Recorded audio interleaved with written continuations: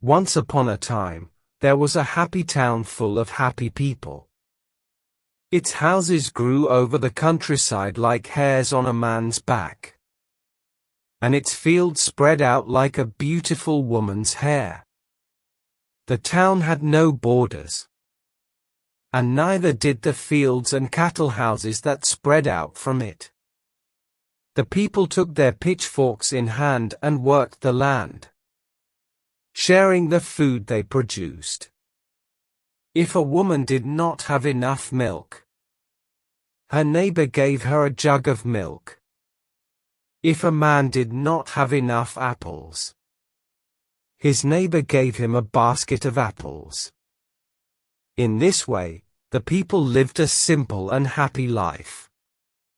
When they felt hunger, they felt it together, and it never lasted long.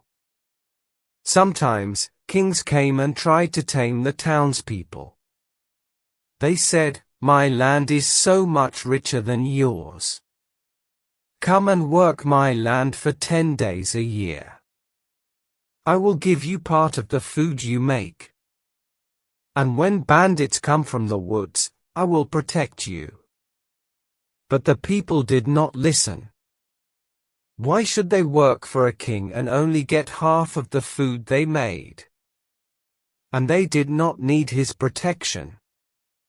Whenever bandits came, they took their pitchforks in hand and defended the town themselves. If a thief came and stole food from their fields, they did not hurt the thief. Instead, they took them inside and gave them a good meal. And often these people joined the town. And everyone quickly forgot that they had once been thieves. Sometimes, the kings tried to make the townspeople work for them. One king married a daughter from the town, and said that the family of the daughter now belonged to him, and must work in his fields. It didn't take long before they took their pitchforks in hand, and the king was running away. But one day, something different came to town, riding a strange wind that blew from the south. If you saw it, you would ignore it, because it only looked like a leaf.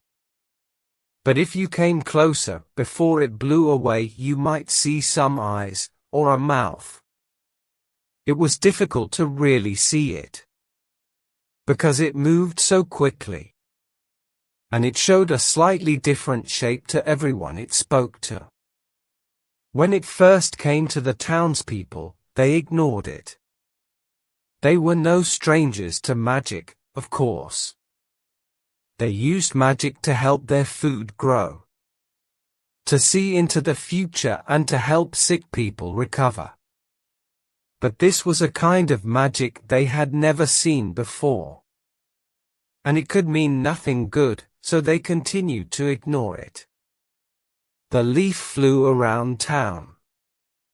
Finally, it found a lonely old man called Torsten, whose wife and daughter had died. Other people often visited him and brought him food, but with each passing day, he spoke to them less. Sometimes he shouted for them to leave the food outside and refused to speak to anyone. He was too old to work, and he felt ashamed that he could not join the other men. Old man Torsten's eyesight was not good, and he didn't see the leaf when it flew through the open window and landed on his ear. "Dear old man," said the leaf, "I have heard you complaining." "Who is that?" cried old man Torsten. "Get out." "I am the voice of reason," said the leaf. "I have come here from far away, and I can see that there is no reason in this town." "What are you talking about?" said Torsten. But he sat down and listened. "You have worked harder than all those young men out there in the fields. But you have no more things than them.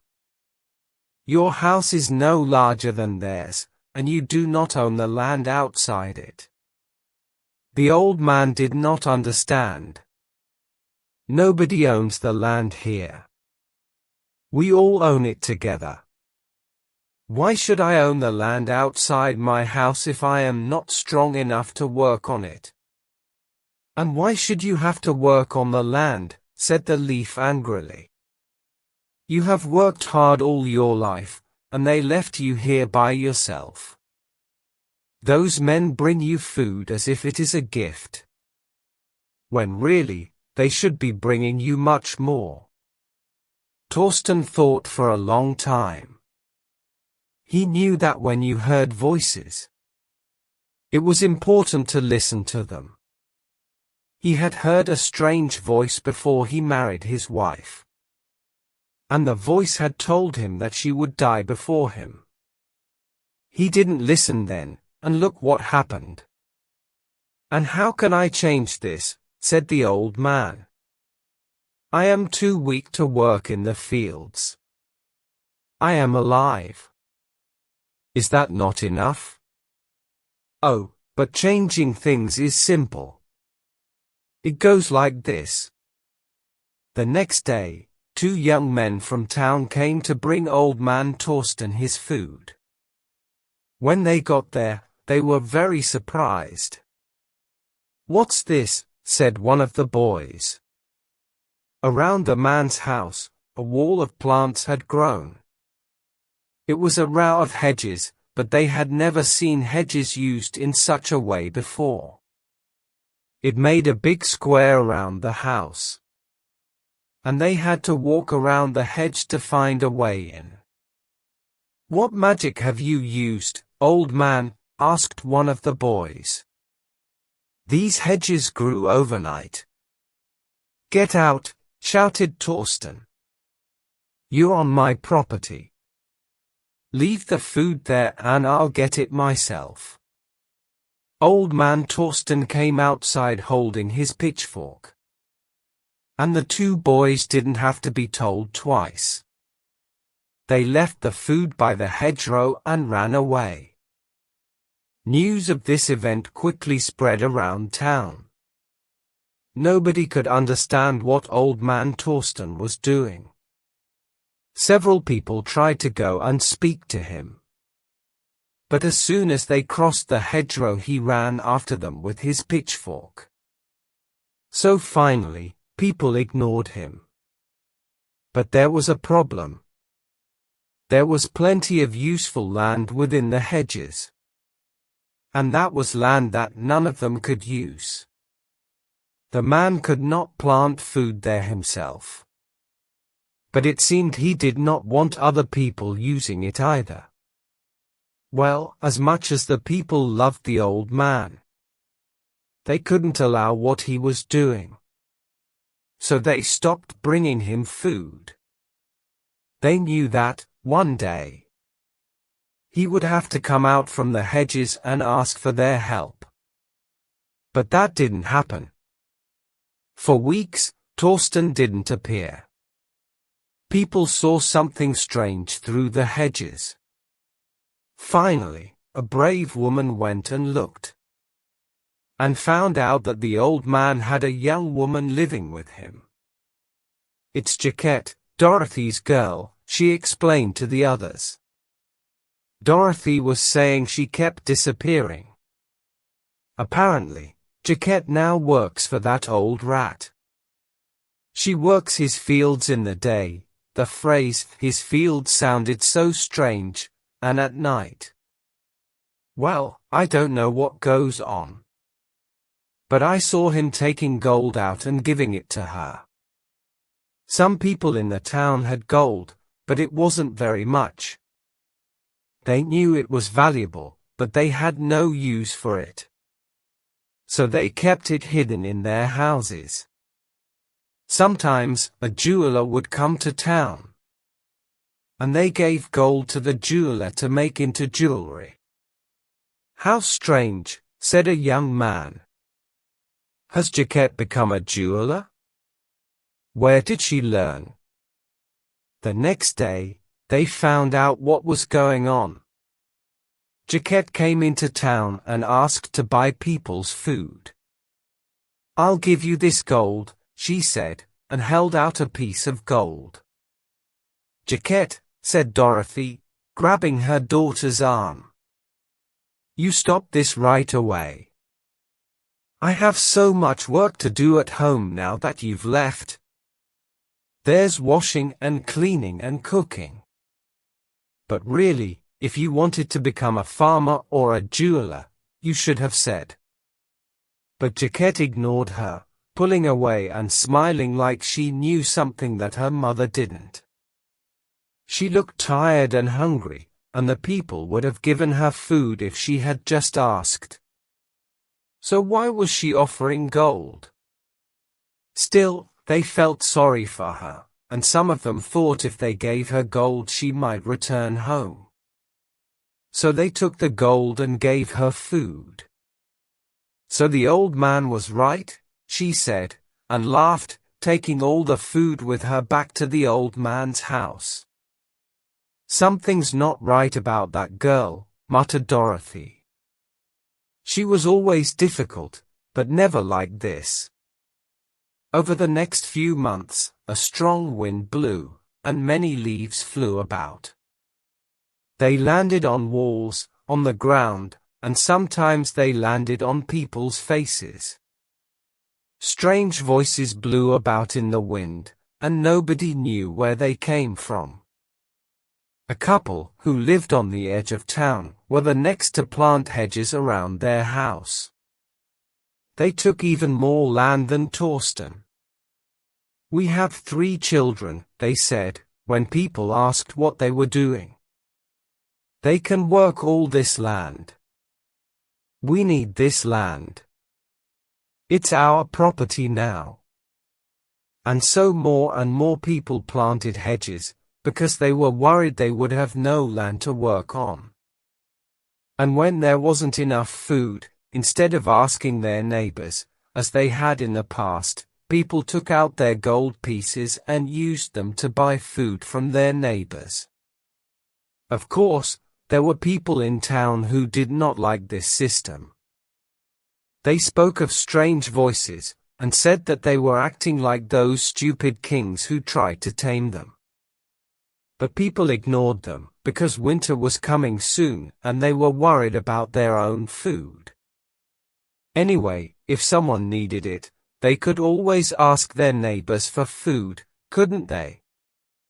But you would only do that if you were really hungry. The winter came, and the people sat inside and ate the food from their own fields. It felt good to be eating food that belonged to them. But they did not have as much food as before, and they could not invite their neighbors round, in case they didn't have as much food as them. Some families could not eat all the food they had, and they had to give it to the animals, or let it go bad. With the cold weather, the people's attitudes also turned cold. Before, there had been celebrations all year round. The people had danced in the fields and sung songs to the growing food. Now, with all the hedges, they could only dance on their own property.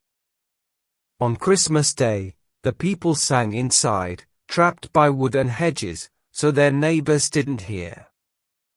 The biggest change came in the spring. One day, the people came outside and found a man hanging from a tree in the center of town. "I hanged him myself," said Old Man Torsten coldly. Now that his neighbors had become like him, he did not hide in his house anymore. He walked around town with pride, and some could not look out of their windows because Torsten's cruel smile filled them with fear. "I found him stealing my food in the night." "But we've never done things this way," said the townspeople. "We give food to those who need it." "But it's my food," said Torsten. "My fields. It has been a long, difficult winter. You understand. You sat at your table, just like me, and you saw how little there was to eat. And if there was enough food, why should he have it? He did not work the fields that grew it. He who would give this man their food, when their own table was empty, step forward. The people thought, and they realized that none of them wanted to give the man their food. Torsten was right.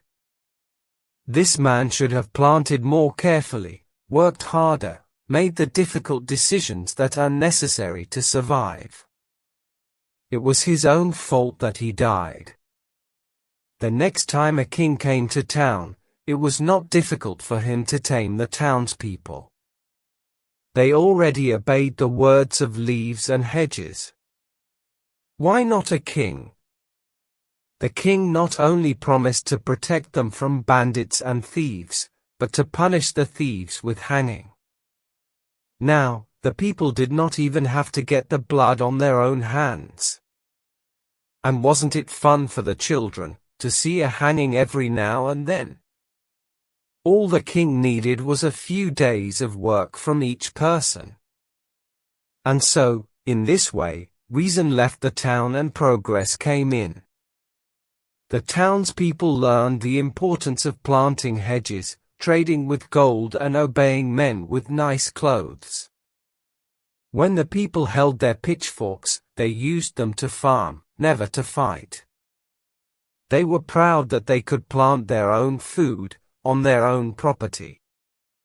But with the work they did for the king, it was his property that grew the largest, and it was his stomach that grew the fullest. By the time the townspeople realized this, it was already too late. Of course, there were always those who would not obey. But as the years grew older and the winds blew crueler, they were pulled out of the ground and hanged. Some say that, one day, autumn will come. The leaves that speak lies will fall from the trees and join the land again. They will eat the bones of hanged men and a new kind of flower will grow. And when a hand comes to pick the flower, to make it mine instead of ours, the flower will say, no.